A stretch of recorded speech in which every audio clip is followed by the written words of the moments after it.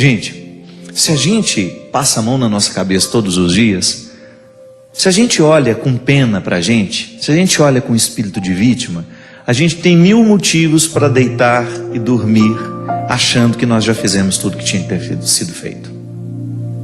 O ser humano, quando ele entra dentro do contexto da autopiedade, ele para de crescer.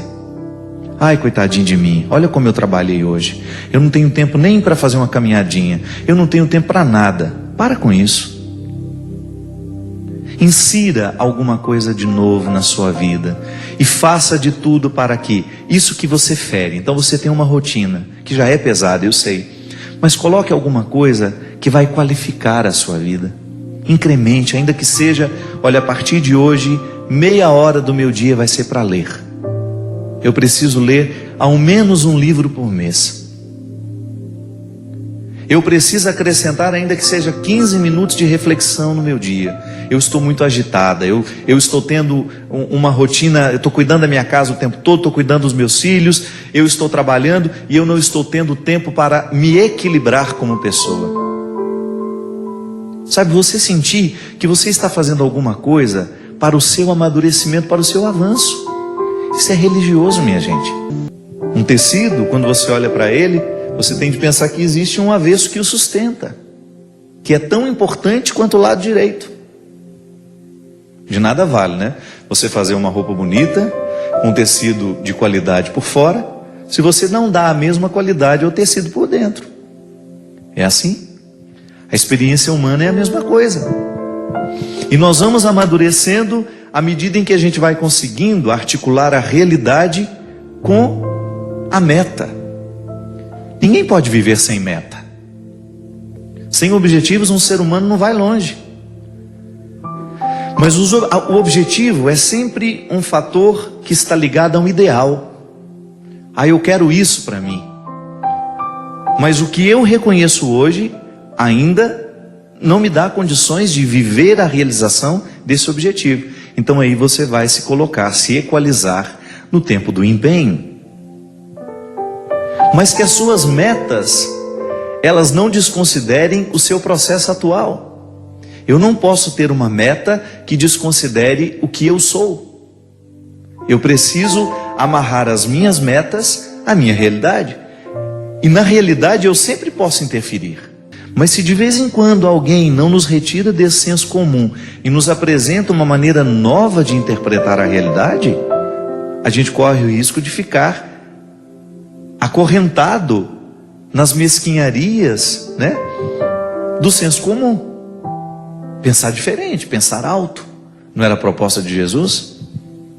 Ele não mudava a cabeça de quem ele encontrava para melhor, né?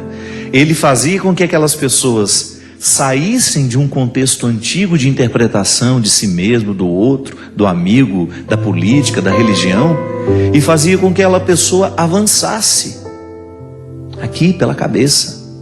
O coração só muda depois que a cabeça pensou diferente. E é tão importante, minha gente, você sentir que você não está estagnado.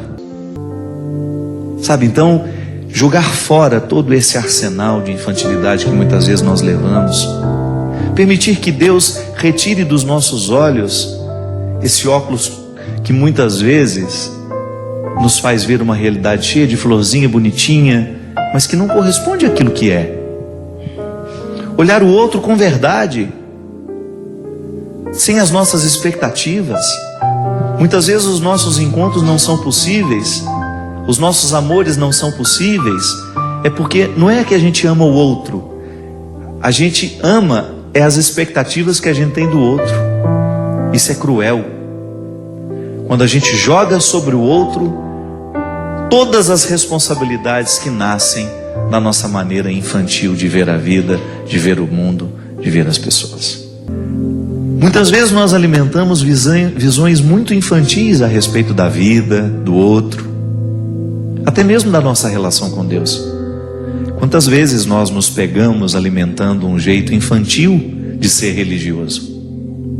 Que é quando a gente não tem maturidade suficiente para entender que Deus não vai fazer todas as nossas vontades, que não é próprio de quem ama realizar todas as vontades da criatura amada, porque isso significa retirar da criatura amada a oportunidade de crescer com as próprias dificuldades que são próprias da vida, para que a gente tenha condições de compreender este refrão, que o verso tem reverso, que o direito tem um avesso, que o de graça tem seu preço, que a vida tem contrários.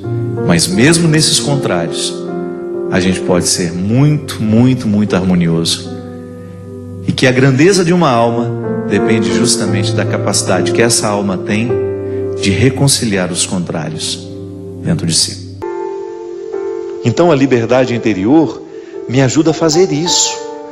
Me ajuda a dar a Deus, me ajuda a perder. Quantas coisas eu já perdi na minha vida? Quantas pessoas eu já perdi na minha vida? Tem gente que tem ciúme do carro e fica bravíssimo, perde todo o equilíbrio quando fica sabendo que alguém usou o carro dele. Ou quando teve um risquinho ali, ele perde a paz, ele não dorme. Nós nos apegamos a situações, nós nos apegamos a pessoas, nós nos apegamos a status, nós nos apegamos até à imagem que temos. Tem gente que não aceita o processo do envelhecimento porque tem um apego à imagem que tinha na juventude. Falta de liberdade interior nos faz ficar cada vez mais apegados. O que é o ciúme? É um apego desordenado a uma pessoa, a uma situação, a um objeto. A palavra de São Paulo em Gálatas nos fala de maneira brilhante, de maneira primorosa. É para sermos verdadeiramente livres que Cristo nos libertou. Permanecei, pois, firmes e não vos deixeis sujeitar de novo ao jugo da escravidão. Olha como o processo não termina no momento em que nós ficamos livres. Eu, ao ser libertado, ao dar um passo na direção da minha liberdade interior, eu preciso zelar para que as situações não venham me oprimir novamente. Porque todas as estruturas que nos escravizam continuam. A antropologia cristã, ela nos ensina que a nossa liberdade interior precisa ser libertada diariamente. Porque é um dom. É um dom que me pede uma tarefa.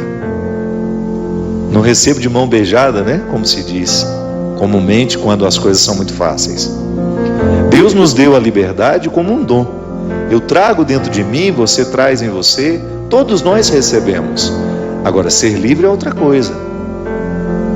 É como você ter uma planta que precisa crescer mediante o cuidado que a gente tem com ela.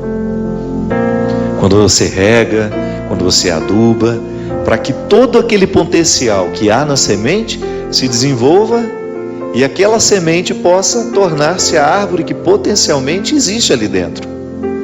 A mesma coisa é a liberdade. Poder dizer, hoje livre sou, é você assumir que você está num processo de libertação da própria liberdade. Minha gente, a liberdade interior talvez seja o valor máximo, o sabor máximo que um ser humano poderia experimentar.